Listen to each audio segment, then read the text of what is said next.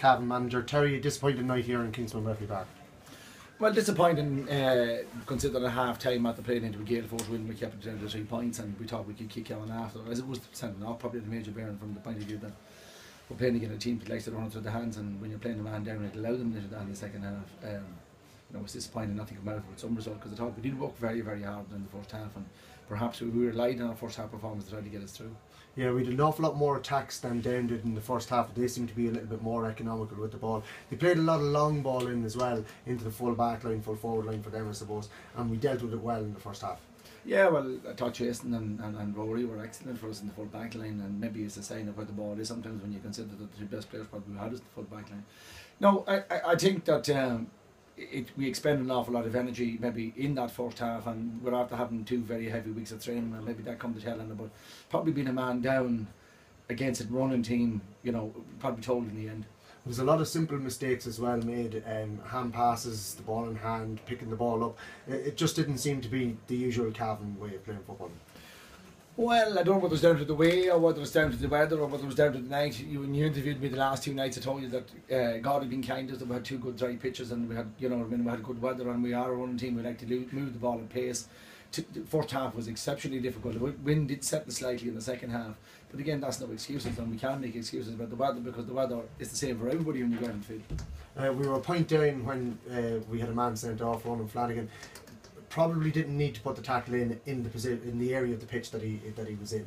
Well, look, to be honest with you, it was that far away from me. I can't exactly see what it was. He came in kind of late, but you know, the referee deemed it to be yellow card, and that's what happened in the scenario that was in it.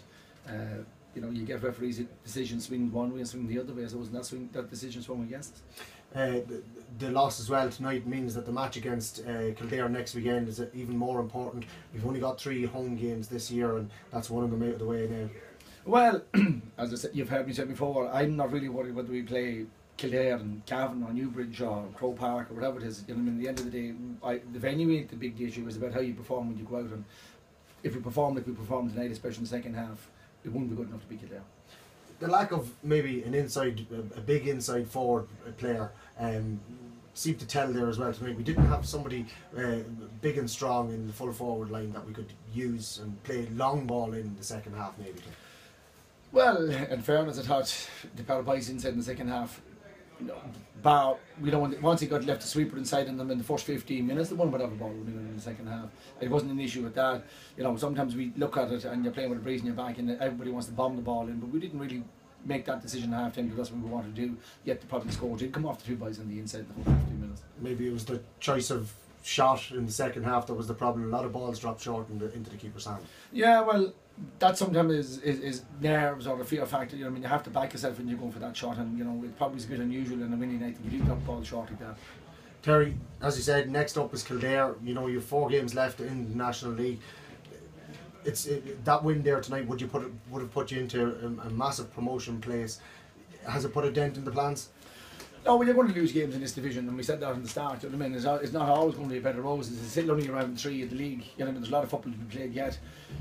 I suppose, as I said before, the magic figure maybe to survive in Division 2 is around 6 points. Probably 3 points will be off that figure, and you know, you're probably going to need 9 to get promotion, and it all depends how the other results go. In the end of the day, you know what I mean? It's not like the second last round of the league. Have you any injury concerns? I know that McEnroe wasn't available this evening due to an injury on the ankle or whatever. Any other injury concerns going into the game for next week? And we'll have to assess where we are this evening after that game, you know, and see what bangs we picked up. Like we picked a bang very early on in the game. I'm sure Niku's there, he'll be sore. Jason was hobbling there a little bit at the end. We'll have to just wait and see and assess it from there. No problem. Thanks a million, Terry. Thanks, Mickey.